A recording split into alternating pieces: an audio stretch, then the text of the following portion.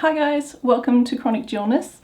In this video, I'll be talking about the principle of optimizing your environment as a way of better coping with chronic illness. Optimizing your environment is the process of adjusting your living space so that your body is as comfortable as possible. It involves using and arranging furniture and other objects for maximum comfort and efficiency of use. If you've got an illness like chronic fatigue syndrome that involves a lot of pain and fatigue, you're going to be spending a lot of the time either sitting or lying down. Many people with CFS are housebound a lot of the time, and some of them are bedbound, as I've been at times. This means that the furniture you use will have a big impact on your general comfort throughout the day. An uncomfortable or unsupportive chair or mattress is going to make your body more uncomfortable than it already is. It's likely going to exacerbate the aches and pains in your body, and it can even lead to long-term physical problems resulting from poor posture over time. So generally, you want to arrange your space in a way that best facilitates your normal use of the room. You want to have a comfortable and supportive place to sit or lie down. You might want to be able to do some of your hobbies, and you want to have various items in easy reach throughout the day. I've decided to break this video down room by room. But before I get started, I want to acknowledge that not everyone has the luxury that I do of having multiple rooms and having enough money to buy items that help. In the past, I've been so poor that I sometimes couldn't even afford to buy food or medication, let alone quality furniture, but my financial situation is reasonably good now. I still don't have a lot of money because I'm living off the disability pension, but I have enough now that I can afford to pay for some good quality things that help with my illness, which a lot of people just can't do.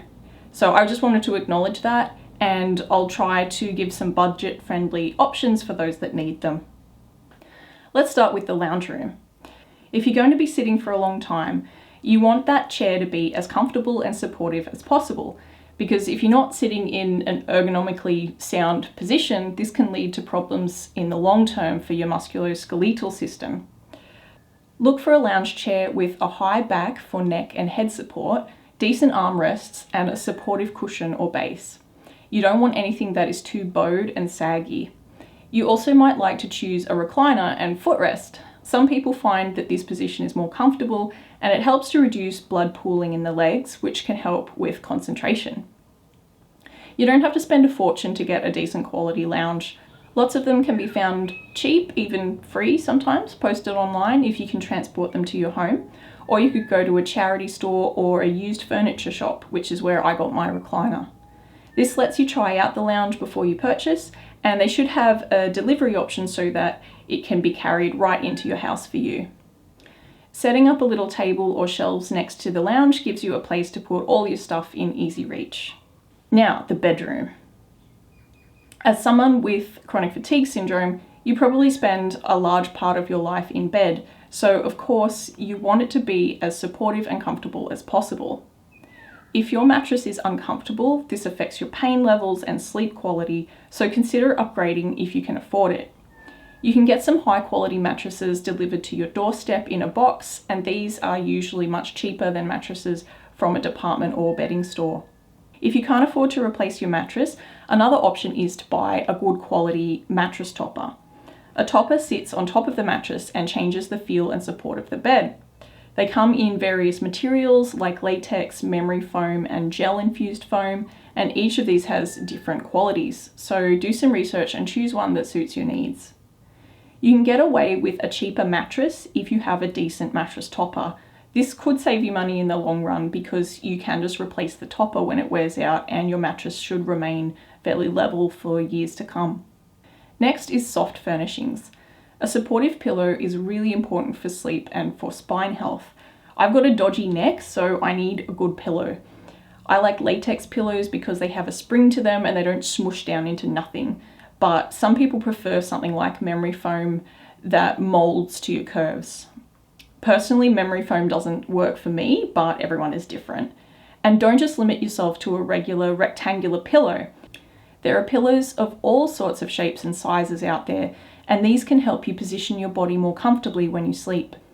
I use this triangular one to chock my waist up when I sleep, which helps to keep my spine straight, and this cylindrical one for neck or lumbar support sometimes. I also like to make what I call Franken pillows. This is where I join several items together to make a composite pillow. So I need a lot of neck support, and I found that one neck cushion wasn't high enough. So I used Velcro to make a double cushion so that I can choose the height that I want. This double pillow was really useful to hold my neck up when I was weak and recovering from surgery as I sat in my recliner. You can remove some of the filling or add more until it's nice and comfy. Here are some more examples of unusual pillow shapes, a lot of which are designed for people with different medical conditions.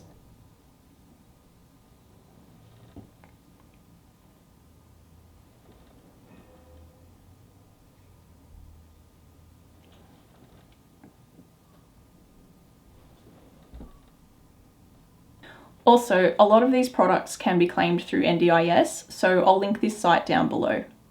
You might want to consider installing some blinds or curtains, perhaps some blockout curtains to keep your room nice and dark when you sleep.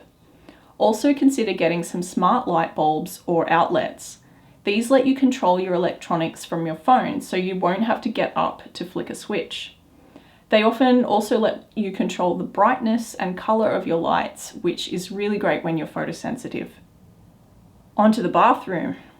If you've got a small or poorly shaped tub like I do, think about trying a waterproof cushioned backrest. This just sits up against the bath and gives some support and softness for your back and neck. I found this one online for a good price. I don't remember the exact website, but I'll try to find a link and put it in the comments.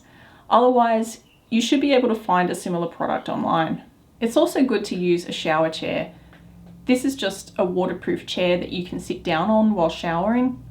A cheap plastic one works just fine as long as it's stable enough to support you, or you can buy one that's specifically made for the shower. Now, even if you think you don't need a shower chair, or there are some days where you don't feel like you need it, it's still a good idea to use it anyway if you can. That way you'll save a little bit of energy that would otherwise be used standing up, and you can use that energy for something better. It also means that you won't collapse and injure yourself if you get dizzy while showering. Lastly, add some non-slip floor stickers and handles to help you move around safely. You can buy suction cup items if you're renting and not allowed to make permanent modifications to the bathroom. The study or home office. If you're studying or you work at a computer, you want your environment to be as efficient and ergonomic as possible. Again, of course, having a supportive chair is paramount.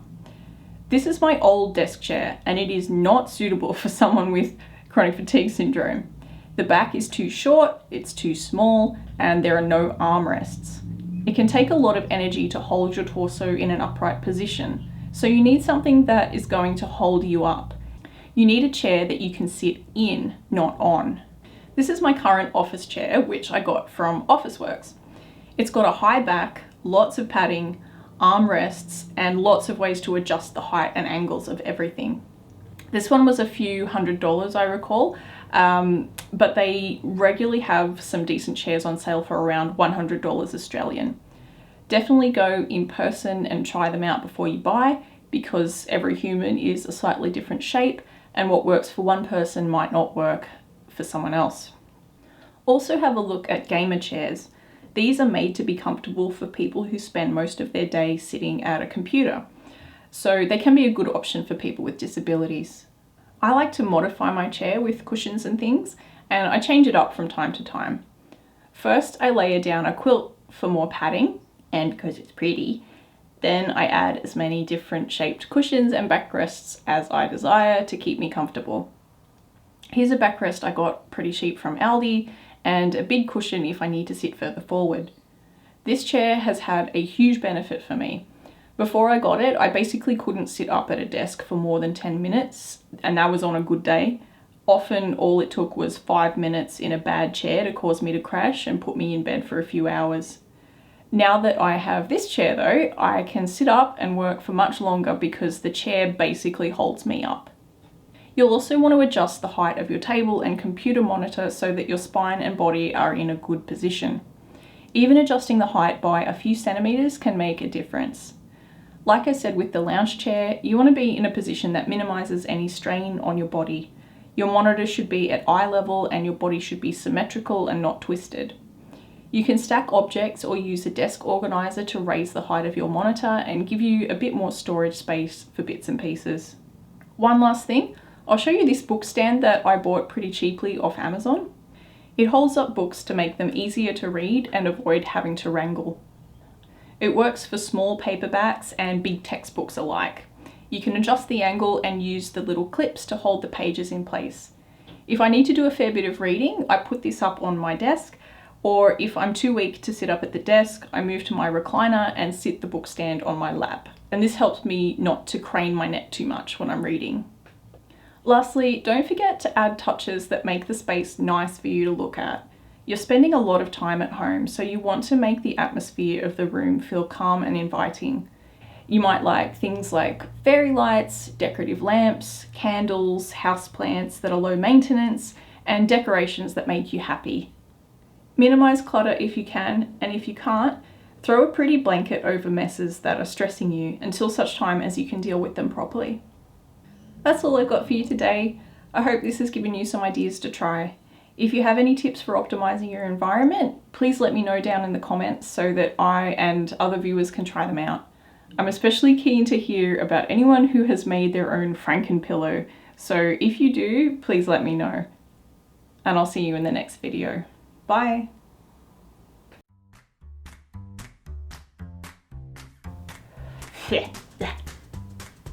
Go away.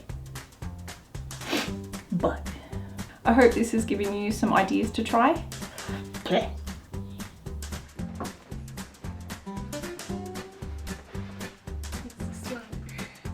Wow!